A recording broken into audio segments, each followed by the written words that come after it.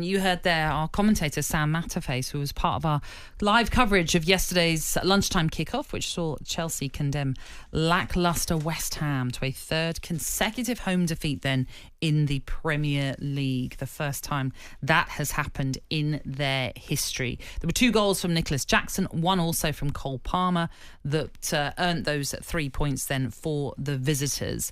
As for, with West Ham then, as I mentioned, they were lacklustre. They were underwhelming. Yes. And I saw the lineup that Julian Lopetegui went for. Obviously, he's trying to bring in that. We talked about it with Tony Gale, didn't we, earlier on in the day, where we talked about bringing creativity back into this West Ham side. So Paquetá played and Somerville also played as well, who 2 players that were involved in that draw against Fulham, that late draw that they earned, that a lot of fans were saying needed to play because they just brought some energy to that West Ham side. That energy was completely lacking yesterday, Cass. Let's get, first of all, the Hammers boss Lopetegui's reaction, who told concerned fans that the squad will do better as the season goes on. I think that today is a bad day to talk a lot about the future. The only thing that I feel now is that this group of players and this group, they are going to improve a lot. They have a lot of time in the league to improve and to do better. But it's true that we have to change a little detail that they are key in football, elite football. And the first is to don't concede and to be more consistent. And after, I think that to keep the good things that the team did, because the team is not easy to say this today, but even today they did a good thing. We have very clear more chances than them, but the summary was that he has been very, very soft match for them because we were not consistent. Yeah, as I mentioned then, he opted to play, for example, Rodriguez and Alvarez in that sort of midfield with Kudus, Paquetá, Somerville, and then Bowen as that forward lineup, if you like. It didn't work. It was so easy to play through them. And in the end, around about the half-hour mark, he decided to make a change and brought on Thomas Souček. Which I think some fans might have thought, this is a throwback to David Moyes' West Ham. But anyhow, it still didn't work, unfortunately, for West Ham. And Chelsea have really started to click under Enzo Maresca. Well, they couldn't have got an easier day to play a team. Honestly, Nat, you watch, even if you go back and watch the highlights and the goals and just other bits of the game, and you're thinking, Rodriguez, by the way, got substituted after 38 minutes, and there was clearly an incident with him and Lopetegui during that game. That's why he come off at 38 minutes. He didn't even get to half-time because the manager got the I don't know if there was an injury, but there were gestures made by him and Lopetegui. It looked more tactical than anything. Yeah, and but to be fair, he looked like he was running with a parachute on his back. Just the way he gets done by Jackson, he looks like he's going backwards. And then you add in Alvarez as well. So Rodriguez and Alvarez, you're not going to get a defensive midfield from Paquetá. Paquetá is a footballer who wants to be, he wants to be Somerville, wants to go forward. Kudus is an attacker. So you've got all these players. You haven't got one player that's going to get the ball off the opposition. Now, I played a lot of different styles in my football career now.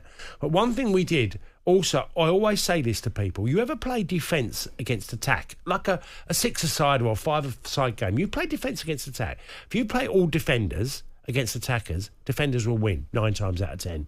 Because they stop you and get the ball off you. And they might, score from an opportunity. So when you go defence against attack, that's telling you how easy it is for the defenders and how difficult it is for the attackers, because attackers don't want to defend or don't defend very well at all. And that was a game. He selected a team that was basically attackers. And yes, you want more creativity. Yeah, they have created a big problem because West Ham was so easy to play against. Kilman and Mavropanos, the 2 centre-halves, are getting dragged and they ain't playing well. And the team is so open that it was just a field day for Chelsea yesterday. They didn't have to do that much, to get something out of the game. We know that obviously Chelsea were busy this summer. There was still the talk of do they need a number 9? And Is Nicholas Jackson going to be that answer going forward? Well, at the moment, his numbers in the Premier League are 1 in 2. Yeah. And any centre forward will tell you that 1 in 2 is a really good ratio. Is it Erland Haaland? No, it's not that level, but there is how many Erland Haalands is. I'd like to think at 23 years old, there's more to come from him because he's very direct, and yes, he will miss chances, but he's still getting numbers that are decent. I think it's too early to say he's not there. You know, if you look at what they've experienced, Chelsea Football Club, from Timo Werner to obviously Lukaku, you know, they've found it very, very difficult to find that position and make it work. I think he's still got a chance. He's so direct and he's quick. And there's something, he doesn't get affected by pressure from the fans because he's had a bit of, you know, feedback from Chelsea fans who have seen Drogba, who have seen Costa, the levels that they've had in centre forwards. And he's got a 1 in 2 ratio.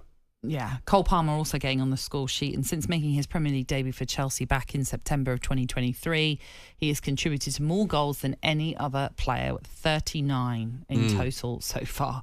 And as a wonderful a season as he had last time around, it's as though he started off again. Good player, isn't he? Yeah. Very quickly, because I know we've got to move on to the game in North London, but should West Ham have had a penalty? The pullback, Crysencio, Somerville and Wesley Fofana. Again, I mean, I'd watched it with you this morning again because I saw it last night and I wasn't quite sure. I thought, well, maybe not. But when I re-watch it, I mean, if you're going to grab someone's hand, even though it seems quite insignificant, but it's enough to stop him running. And if you're basically stopping him, yeah, it's making it difficult for him to actually get an action in to score a goal. So I'd probably, if I re-looked at that, I would probably go, yeah, I can see why that could be given.